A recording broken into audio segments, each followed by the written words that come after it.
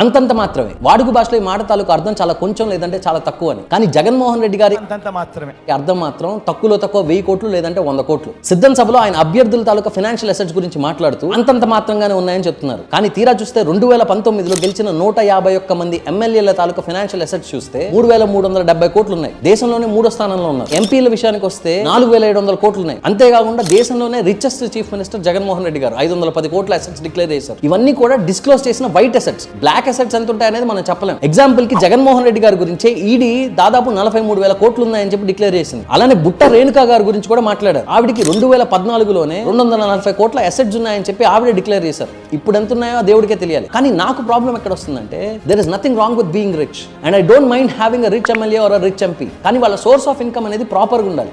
At least తక్కువలో తక్కువ 80% legit అన్న ఉండాలి. అలా కాకుండా మీ దగ్గర ఇన్ని ఆస్తులు ఉన్నా కూడా మీ దగ్గర ఆస్తులు లేవని చెప్తున్నారంటే మీరు డిక్లేర్ చేసిన వైట్ అసెట్స్ వెనకాల భయంకర